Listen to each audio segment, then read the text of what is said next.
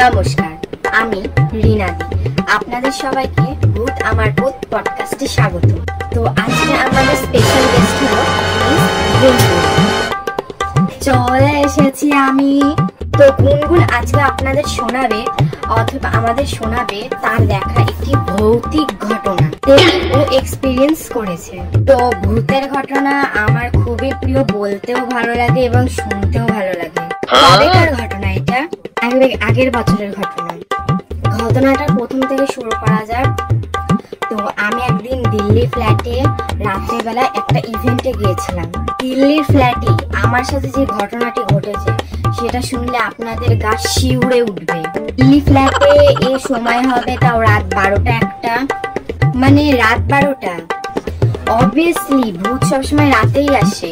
12টা বাজে, তখন কেবল আমি একটু শাওয়ার নিয়ে ঘুমোতে যাবো কেবল, তখন আমার ফোনে একটা আননোন নাম্বার থেকে ফোন আসে। এরই কিছুক্ষণ পরে আমার ফোনে আরেকটি মেসেজ আসে, মানে আপনার কোনো বয়ফ্রেন্ড ফোন করেছিল? না, এটা একেবারেই না, সেটা আমিও ভেবেছিলাম, কিন্তু তা নয়। আননোন নাম্বার থেকে আমার হয়তো বয়ফ্রেন্ড ফোন করেছে, কিন্তু না, আই ওয়াজ রং। নাম্বারটা সারা পৃথিবীতে এক্সিস্ট করে না। সেই নাম্বার থেকে আমার কাছে মেসেজ আছে, আই উইল কিল ইউ।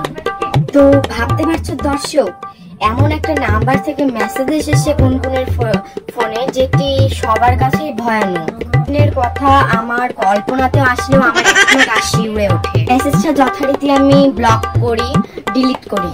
তারপরে শুরু হয় আসল খেলা।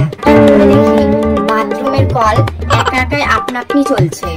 আমরা অনেকেই জানি বেশিরভাগ ভূত বাথরুমে লুকিয়ে থাকে বাড়ি। এবং ভয়ানক ব্যাপারটি হলো কলটা কে চালালো? ফ্ল্যাটে আমি ছাড়া কেউ নেই। ঢুকিয়ে কলটি বন্ধ করলাম।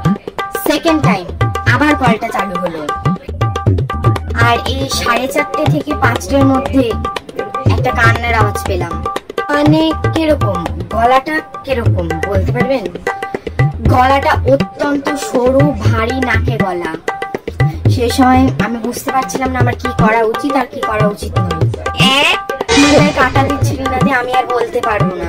মানে সত্যি, তোমাদের কারোর যদি এরকম এক্সপিরিয়েন্স হয়ে থাকে তাহলে তোমরা নিশ্চয়ই কমেন্ট করবে। মানে ওটা কি কোনো নিশির ডাক ছিল কিংবা অন্য কিছু? গানটা আর কারো না, শ্রেয়া ঘোষালের গান ছিল। আন্নারাজ তখন আসছিল। আমি ঝাঁটা নিয়ে এগিয়ে যাচ্ছি আর দেখি দেওয়ালের মধ্যে একটি কালো রঙের ছায়া, বড় বড় চুল এবং সাদা কাপড় পরে শুয়েছিল। মানে ওটা কি কোনো নিশির ডাক ছিল কিংবা অন্য কিছু? তারপর কে ছিল দরজার পেছনে? সাদা কাপড়ে ছিল পরে। আমি দরজাটা আমি কোনো রকমে খুলে আমি মট ঝেঁটা মারি। ওইখানে আর কেউ ছিল না, বরং সুজাতার মা ছিল। সব ঠিক আছে গুনগুন, কিন্তু এখানটায় সুজাতার মায়ের গল্প কেন করলি? সুজাতার মা আমার সঙ্গে রাত 3টের সময় দেখা করতে এসেছেন। দরজা ঠকঠক করছিল। আমি সাড়া দেইনি বলে পাইপ বেয়ে উঠে জানালার কাছে যাচ্ছি। এটা ভীষণ ভয়ানক, আমার খুব ভয় লেগেছিল। সত্যি নর্মাল ঘটনা, আমার পডকাস্টে এরকম হয় না। তুমি কিন্তু আমাকে এই প্রশ্নটা করলে না যে আমার কলটা কিভাবে চলছিল। হ্যাঁ সত্যি তো, কলটা কিভাবে চলছিল?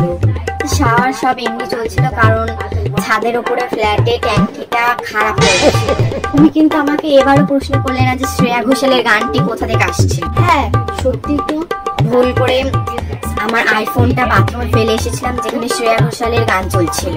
সুজাতার মা আমার জন্য ভূতই ছিল।